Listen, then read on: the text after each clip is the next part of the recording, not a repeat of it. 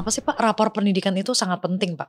Jadi pertama-tama kita mengukur apakah sekolah itu sudah berhasil mengembangkan karakter dan kompetensi dasar siswa. Kompetensi dasar itu yang diperlukan oleh semua siswa. Kemampuan literasi membaca dan kemampuan numerasi. Berarti bisa dikatakan semua faktor yang dapat mempengaruhi kualitas pendidikan itu sendiri akan diukur ya Pak di situ ya? Faktor-faktor paling penting yang mempengaruhi kualitas pembelajaran itu kita ukur di rapor pendidikan ini.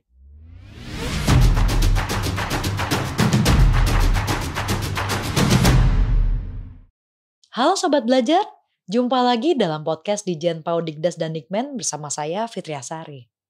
Sobat Belajar, Kementerian Pendidikan, Kebudayaan, Riset dan Teknologi telah meluncurkan kebijakan Merdeka Belajar untuk meningkatkan mutu pendidikan bagi seluruh masyarakat Indonesia. Kali ini kita akan berbincang seru mengenai Merdeka Belajar episode 19 yaitu Rapor Pendidikan Indonesia. Nah, penasaran kan apa itu rapor pendidikan dan apa sih manfaatnya? Untuk tahu selengkapnya, telah hadir bersama kita narasumber kita pada hari ini Bapak Anindito Aditomo, Kepala Badan Standar Kurikulum dan Asesmen Pendidikan Kemdikbudristek. Apa kabar Pak Nino?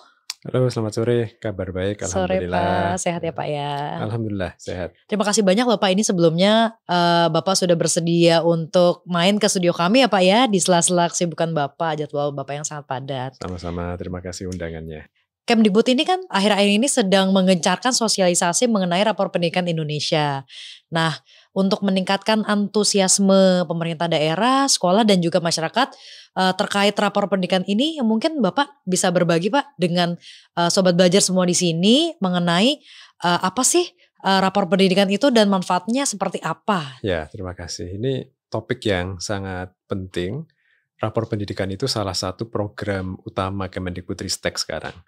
Tapi kurang dikenal oleh masyarakat dan memang tidak mengejutkan karena sasaran atau pengguna rapor pendidikan ini bukan masyarakat secara langsung, melainkan kepala sekolah, dinas pendidikan dan Pemda, serta kita sendiri di pemerintah pusat. Baik. Nah, mungkin yang lebih dikenal oleh masyarakat itu asesmen nasional. Asesmen nasional itu kan ibaratnya adalah kita datang ke lab medis untuk diambil darahnya, untuk dicek segala macamnya. Nah, hasilnya itu ditampilkan dalam rapor pendidikan. Jadi rapor pendidikan itu seperti kalau kita sudah ke lab medis, kita dapat laporan diagnosisnya. Kita sehat atau tidak gitu ya Pak? Kita sehat atau tidak, apa namanya kolesterolnya sakitnya berapa, di mana gitu ya sakitnya Pak apa.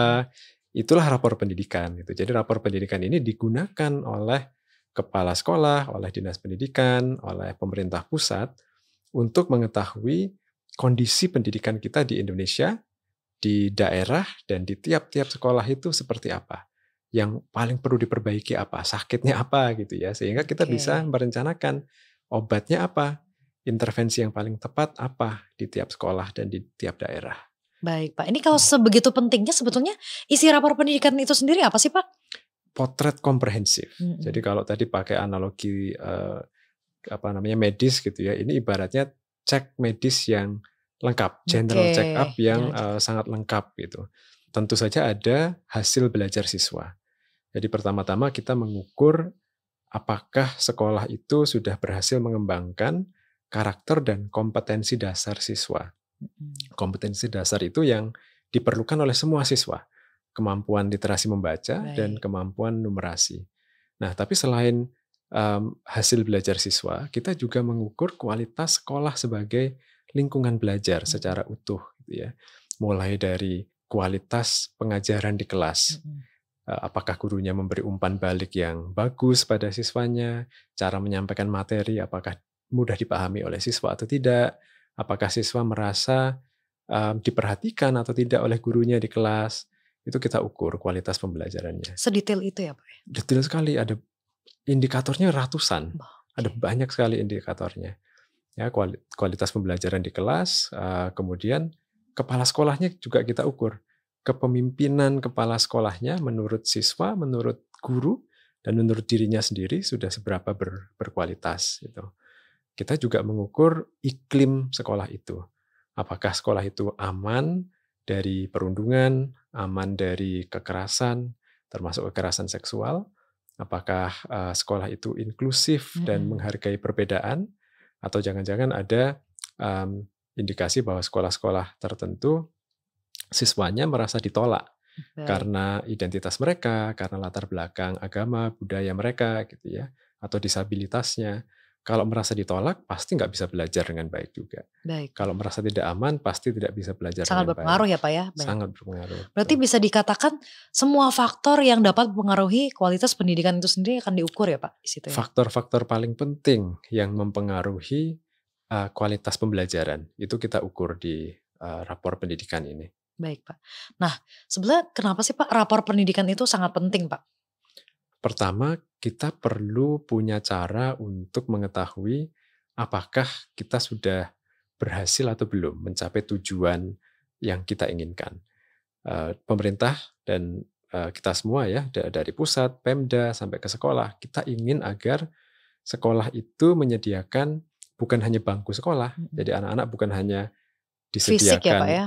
Fisik, boleh akses pendidikan gitu ya, tetapi juga pengalaman belajar yang relevan, berkualitas dan menyenangkan untuk mereka, untuk semua orang gitu. Nah, apakah ini sudah tercapai atau belum? Itu kita tahunya melalui rapor pendidikan ini. Kalau saya kepala sekolah ya, apakah sekolah saya sudah berhasil memberi pengalaman belajar pada siswa saya sehingga mereka berkembang kemampuan bernalarnya, berkembang kreativitasnya, gotong royongnya, iman dan takwanya.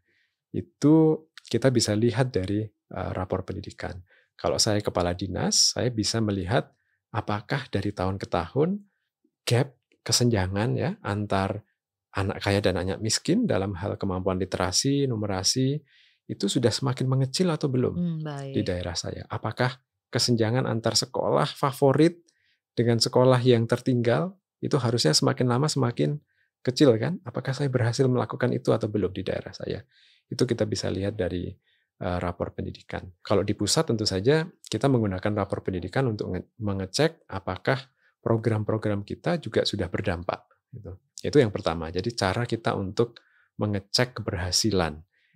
Apakah yang kita lakukan sebagai sekolah, sebagai Pemda dan pemerintah pusat sudah membawa dampak pada perbaikan kualitas atau belum. Yang kedua, rapor pendidikan itu digunakan untuk bercermin. Dia ibarat cermin. Refleksi ya Pak ya? Refleksi. Kita bisa berkaca dan melakukan self-diagnosis. Masalah yang paling perlu diperhatikan dan ditangani di sekolah saya itu masalah apa? Apakah masalah perundungan, atau masalah mungkin ada intoleransi, atau masalah pembelajaran literasinya. Rapor pendidikan membantu saya sebagai kepala sekolah untuk melakukan itu, melakukan refleksi dan perencanaan berbasis data. Jadi setelah berefleksi kita menemukan apa yang harus diprioritaskan. Tentu langkah selanjutnya, dan ini tidak lengkap tanpa langkah selanjutnya ini ya, adalah melakukan perencanaan untuk memperbaiki kondisi itu. Jadi ini siklusnya lengkap. Kita melakukan pengukuran dulu, hasilnya pengukuran melalui asesmen nasional ya, hasilnya ditampilkan di rapor pendidikan. Sekolah melakukan refleksi, daerah juga untuk menemukan apa yang harus diprioritaskan dan kira-kira apa solusinya. Kemudian daerah melakukan perencanaan dan menerapkan solusi itu. Tahun berikutnya diukur lagi. Dampaknya seperti apa yang sudah dilakukan selama setahun kemarin.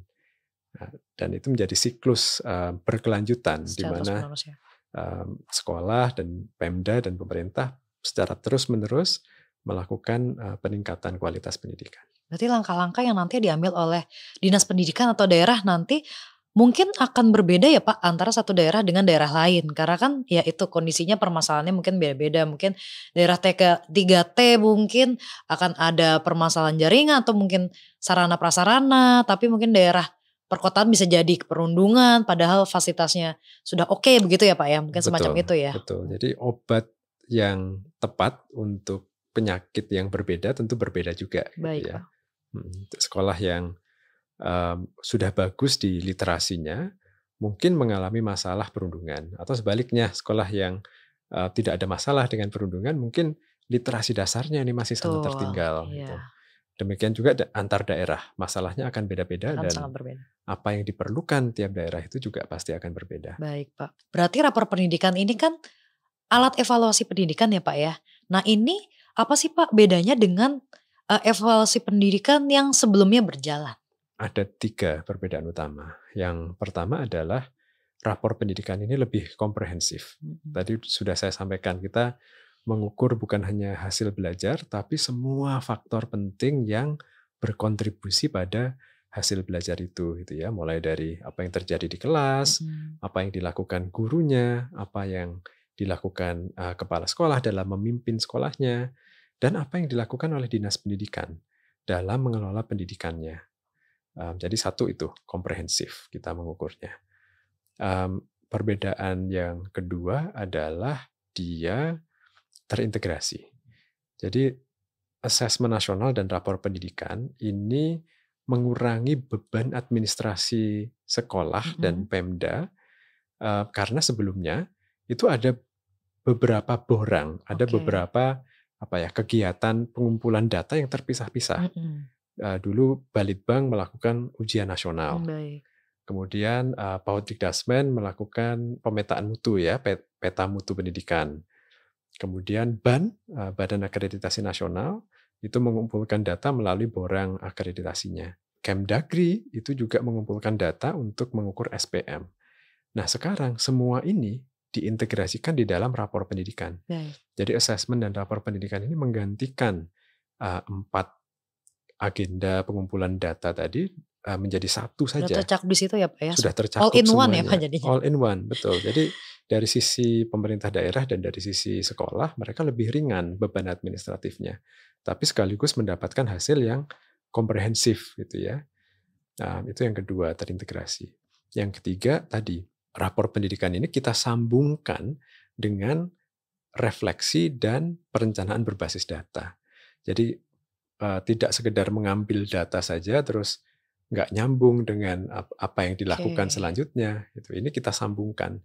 Hasil rapor pendidikan itu harus menjadi dasar bagi sekolah untuk melakukan perencanaan tahun selanjutnya. Dasar bagi daerah untuk melaksanakan perencanaan di tahun selanjutnya. Jadi perencanaan berbasis data. Datanya itu mengambil dari hasil di rapor pendidikan itu ya Pak ya? Betul, paling tidak. Jadi tentu saja sekolah bisa mengumpulkan data-data lebih banyak. Bisa wawancara siswa, bisa ngobrol dengan orang tua juga. Tapi paling tidak ini ada data yang sudah terstandar dan berkualitas dan komprehensif dari pemerintah pusat. Gitu. Baik, jadi kuncinya ini adalah komprehensif, terintegrasi dan berkelanjutan ya Pak ya? Betul. Baik. Lalu siapa saja sih Pak yang dapat mengakses rapor pendidikan ini dan bagaimana cara mengaksesnya?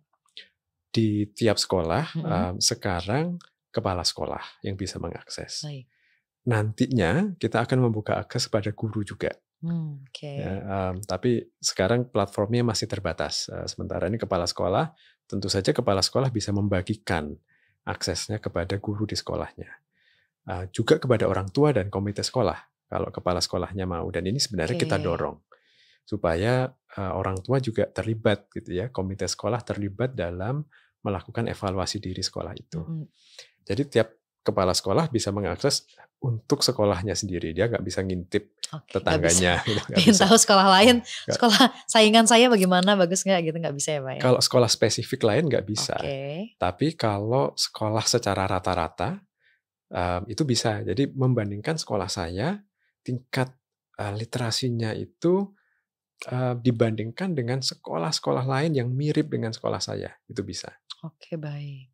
Misalnya tingkat literasi di sekolah saya di pedesaan atau daerah 3T itu termasuk saya, tingkat literasi di sekolah saya termasuk tinggi atau rendah gitu, bisa dilihat ya Pak ya? Betul, seperti betul. Itu ya? Dan itu salah satu hal yang membedakan juga sebenarnya. Kalau dulu sekolah saya itu dibandingkan dengan semua sekolah lain dan sekedar di ranking begitu saja kan. Padahal apakah adil kalau saya sekolahnya di daerah 3T dibandingkan dengan sekolah-sekolah di Jaksel misalnya, di kota-kota besar yang fasilitasnya aja beda ya, gitu ya. Melayani anak-anak dari keluarga menengah ke atas misalnya. Ya, tentu saja tidak adil gitu kalau sekolah saya di daerah 3T melayani anak-anak yang di rumah mungkin belum banyak terekspos pada bacaan, orang tuanya pendidikannya belum terlalu tinggi gitu ya, dibandingkan dengan sekolah yang melayani anak-anak yang orang tuanya pendidikannya tinggi, di rumah sudah sering baca buku, sering fasilitasnya diskusi, lengkap gitu ya Pak ya. Fasilitasnya lengkap, tentu nggak adil ya. Betul. Nah ini sekarang yang kita bandingkan adalah sekolah dengan sekolah lain yang mirip kondisinya. Gitu. Baik Pak. Jadi itu yang bisa mengakses adalah kepala sekolah. Gitu. Dinas pendidikan bisa Pak? Dinas pendidikan juga bisa. Dinas pendidikan dan pejabat atau petugas yang ditunjuk oleh kepala dinas pendidikan ya untuk tiap daerahnya. Ini sama, dia nggak bisa ngintip daerah lain juga, tapi bisa membandingkan dirinya dengan daerah-daerah lain yang mirip dengan daerah dia. Gitu. Nanti ada karakteristik yang bisa dipilih ya Pak ya, yang tipenya. Kita udah pilihkan gitu. Jadi baik. Daerah lain yang mirip karakteristiknya itu kita buat rata-ratanya berapa gitu ya, dan kepala dinas itu bisa membandingkan daerahnya dengan daerah-daerah lain yang mirip tadi. Dan tentu saja kita di pusat ya yang punya akses Kemendikbudristek. Kedepannya nanti memungkinkan nggak Pak untuk bisa diakses oleh masyarakat biasa semuanya tanpa akses khusus seperti itu tadi, itu memungkinkan nggak Pak ke depannya? Sekarang itu sudah ada yang bisa diakses oleh masyarakat umum. Jadi kalau teman-teman mencari di mesin pencari ya, Rapor Pendidikan Indonesia, itu nanti akan ketemu dengan website Rapor Pendidikan. Ada 2 opsi, mau masuk sebagai satuan pendidikan atau Pemda, atau masuk sebagai masyarakat umum. Nah, itu bisa kita klik dan kita bisa melihat potret pendidikan di seluruh Indonesia, ataupun di tiap provinsi, ataupun di tiap kota kabupaten.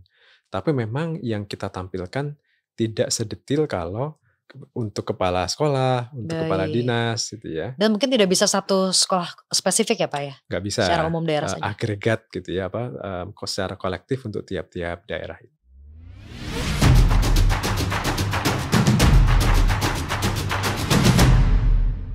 Ya harus berani keluar dari zona nyaman juga ya Pak ya? Betul, tidak sekedar melakukan apa yang sudah biasa dilakukan gitu. Ini berarti salah satu berpikir out of the box juga ya Pak ya. Untuk tindakan ke depan yang lebih efektif gitu, ada perubahan itu kenapa tidak begitu ya Pak?